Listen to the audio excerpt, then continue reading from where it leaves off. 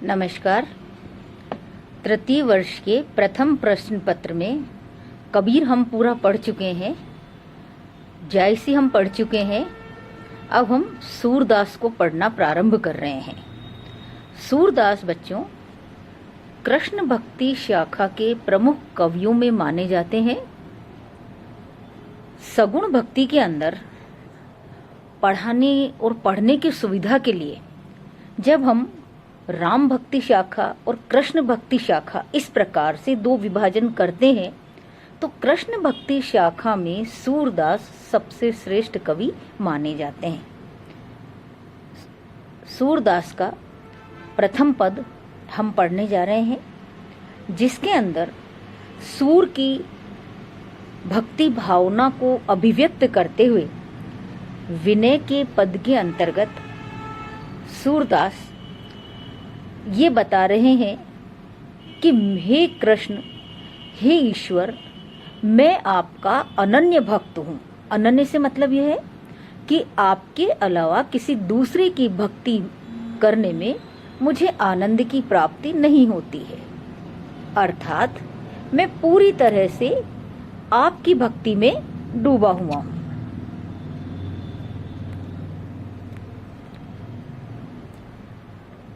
अपनी इस अनन्य भक्ति को अभिव्यक्त करते हुए सूरदास ये कह रहे हैं, मेरो मन अनंत कहाँ सुख पावे। प्रश्न चिन्ह है कि हे ईश्वर, हे कृष्ण, हे भगवान, मेरा मन अन्यत्र कहीं भी सुख को प्राप्त नहीं करता है। उसका उदाहरण देते हुए, उसकी उपमा देते हुए, उसकी तुलना करते हुए, अपनी बात को सिद्ध करते हुए कवि आगे बता रहे हैं, जैसे उड़ी जहाज को पंछी फिर जहाज पर आवे। कि मान लीजिए कि समुद्र में एक जहाज है और कोई पंछी उस जहाज पर बैठा हुआ है, तो दूर दूर तक वो कितना भी उड़ ले, लेकिन वापस वो आकर उसी जहाज पर बैठता। उसी प्रकार मेरा जो मन है वो भी दूर दूर तक उड़ने के बाद भी वापस कृष्ण की भक्ति रूपी जहाज पर ही आकर के बैठ जाता है। कमल नैन को छांड महात्म और देव को ध्यावे। आगे कवि ये कह रहे हैं कि इस कमल नैन यानी कृष्ण का महात्म यानी महत्व, उसको छोड़ करके किसी अन्य देव की आराधना करे, वो व्यक्ति कैसा होगा। आगे के पद में ये बता रहे हैं वो व्यक्ति कैसा होगा। परम गंगो को छोड़ पियासो दुर्मति कूप खनावे। कि वो व्यक्ति ऐसा होगा कि मान लीजिए कोई व्यक्ति प्यासा है और उसके सामने पवित्र गंगा का जल बह रहा है, उसके बावजूद भी वो व्यक्ति कुआं खोदने की बात सोचता है, तो सांसारिक मत में भी, लोक मत में भी उसको दुर्मति अर्थात बुद्धिहीन कहा जाएगा। जिही मधुकर अम्बुज रस चाख्यो क्यों करील फल खावे। कि मान लीजिए मधुकर यानी भ्रमर, किसी भ्रमर ने अम्बुज यानी कि कमल का रस है उसको चख लिया, उसका पान कर लिया है, फिर भला वो करील के फल के फूल पर जाकर के क्यों निवास करेगा या उसका रस क्यों पिएगा, क्योंकि वो कड़वा है। सूरदास प्रभु कामधेनु तज छेरी कौन दुहावे। सूरदास कह रहे, हे प्रभु, कामधेनु का दूध जब मेरे सामने समक्ष है, तो फिर मैं बकरी को दुहने की बात क्यों सोचूंगा, क्यों विचार करूंगा।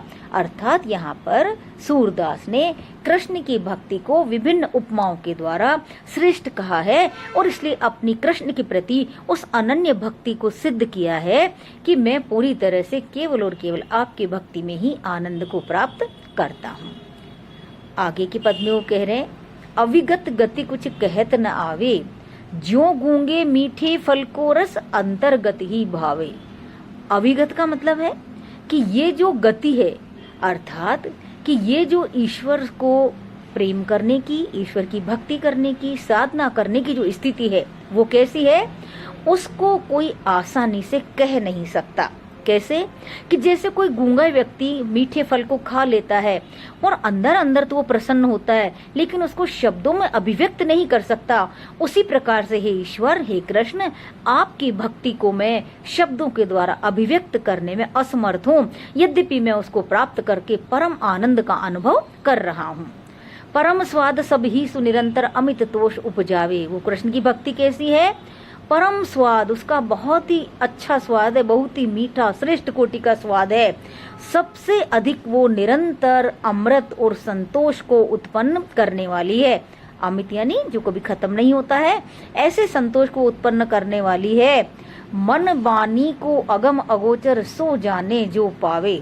इसको दोनों अर्थ हो सकते हैं कि ये जो ईश्वर है उसको मन और वाणी दोनों के द्वारा अभिव्यक्त नहीं किया जा सकता, इसको जो जानता है वही पा सकता है। दूसरा अर्थ ये भी इसको नीचे वाली पंक्ति के साथ भी जोड़ा जा सकता है कि रूप रेख गुण जात जुगत बिन निरालंब कित धावे, कि जो निर्गुण भक्ति करते हैं, जिनका ईश्वर निराकार है, जिसका न रूप है, न रेखा है, न गुण है, न जाति है, न युक्ति है, भला उसकी आराधना कैसे की जा सकती है। और जो मन और वाणी से अगम अगोचर है, जिसको जाना नहीं जा सकता, उसको वास्तव में जो ध्याता है वही प्राप्त कर सकता है। सामान्य जन के लिए तो वो कठिन है, दुष्कर है। इस पद में सूरदास निर्गुण पर सगुण की विजय को बताना चाहते हैं, अर्थात वो ये बताना चाहते हैं कि सगुण है या कृष्ण की भक्ति है वो निर्गुण से ज्यादा श्रेष्ठ है। सब विधि अगम विचार ही ताते सूर सगुन पद गावे।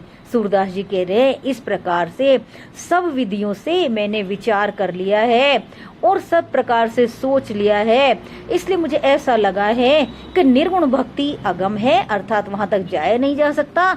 इसलिए ये सब सोच करके सूरदास सगुण भक्ति का गान करता है, सगुण भक्ति को आराधना करता है और सगुण भक्ति को श्रेष्ठ मानता है।